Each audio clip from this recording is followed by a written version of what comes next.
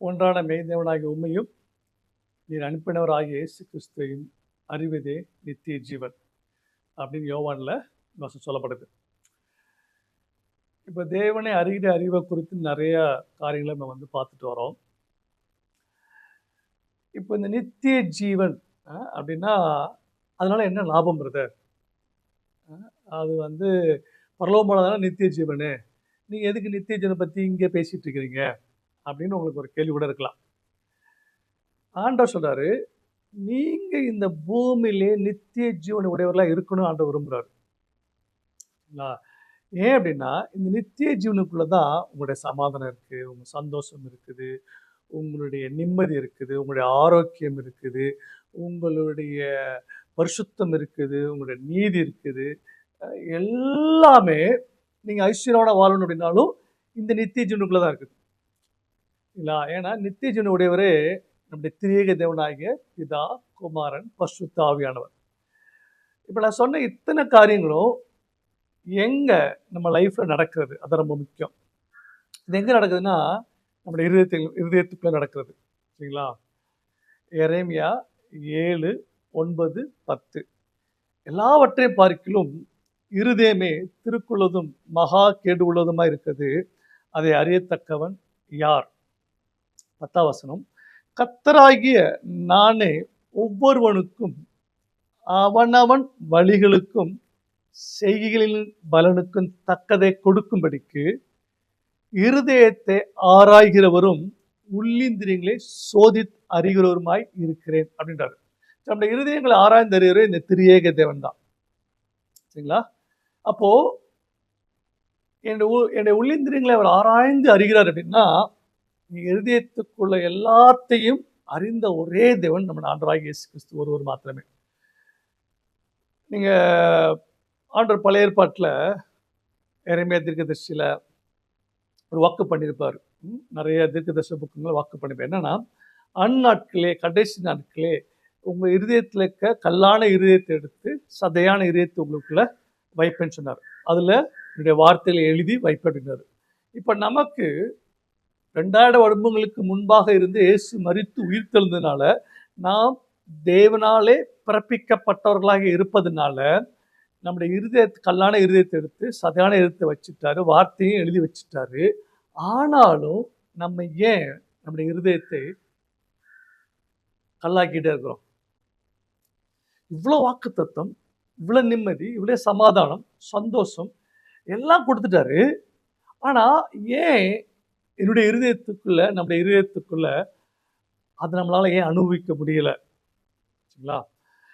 நீதிமொழிகள் 4ஆம் அதிகாரம் 23ஆம் வசனம் எப்படி சொல்லுது? எல்லா காவலோடும் உன் இருதயத்தை காத்துக்கொள், அதனிடத்தினின்று ஜீவ ஊற்று புறப்படும். வசனத்தை நான் திருப்பி வாசிக்கிறேன். எல்லா காவலோடும் உன் இருதயத்தை காத்துக்கொள், அதனிடத்தினின்று ஜீவ ஊற்று புறப்படும். சரிங்களா? இது நீதிமொழிகள் 4ஆம் அதிகாரம் 23ஆம் வசனத்தை நான் வாசித்தேன். சரிங்களா? அப்போ என்னுடைய இருதயத்துக்குள்ள இருந்து ஜீவ ஊற்று புறப்படணும் அப்படின்னா அதுக்கு யார் காரணமா இருக்க முடியும்? நான் தான் காரணமா இருக்கணும். சரிங்களா?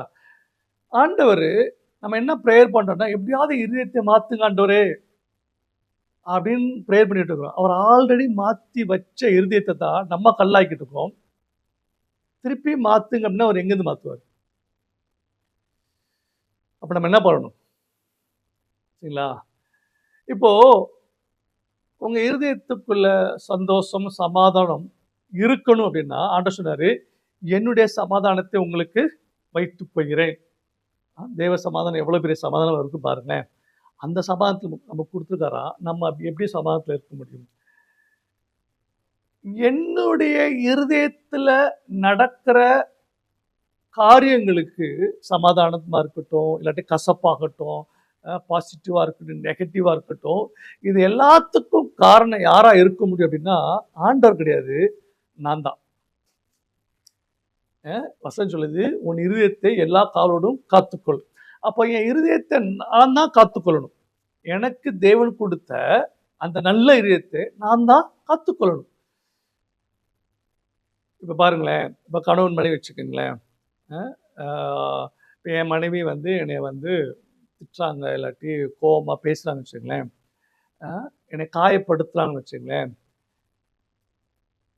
என் இருதயம் காயப்பட்டுருச்சு அப்படின்னு சொல்லிட்டு என் மனைவியை நான் வந்து இன்னும் என் இருதயம் நீ காயப்படுத்திட்டா உனைய நான் காயப்படுத்துன்னு சொல்லிட்டு நான் பேசலாம்.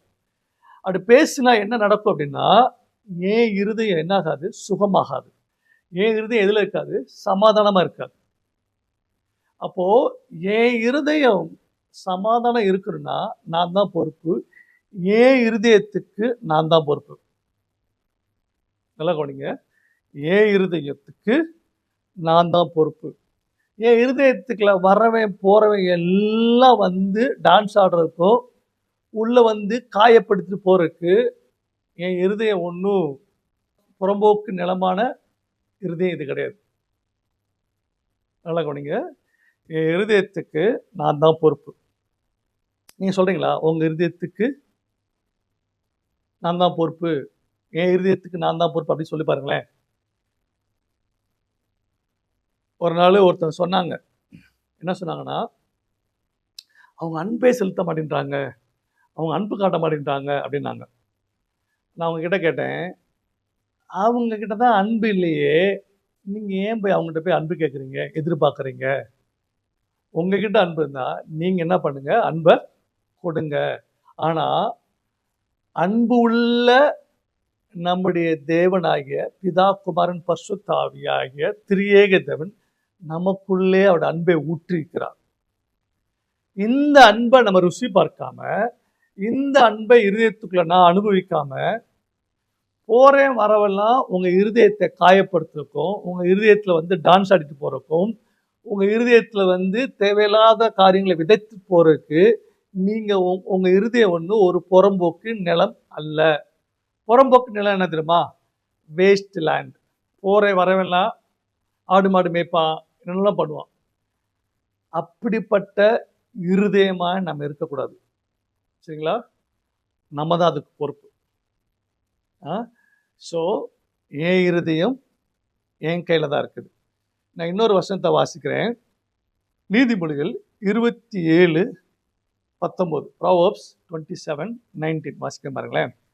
தண்ணீரில் முகத்துக்கு முகம் ஒத்தி இருக்குமா போல மனுஷரில் இருதயத்துக்கு இருதயம் ஒத்திருக்கும். கவனிங்க. தண்ணியில முகத்துக்கு முகம் ஒத்திருக்கு போல. எப்படி நீங்க தண்ணிக்குள்ள போய் உங்க முகத்தை பார்க்கும்போது உங்க முகத்தை எப்படி நீங்க பாக்குறீங்க, அது போல மனுஷன் இருதயத்துக்கு இருதயம் ஒத்திருக்குமா.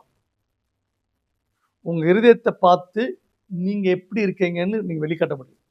உங்க இருதயத்தை நீங்க கரைப்படுத்து போற வர பேச்செல்லாம் கேட்டுட்டு இருதயத்துல வேண்டாதெல்லாம் நீங்க அலோவ் பண்ணிட்டீங்கன்னா நீங்க தான் கஷ்டப்படணும். சரிங்களா? நீங்க தான் கஷ்டப்படணும்.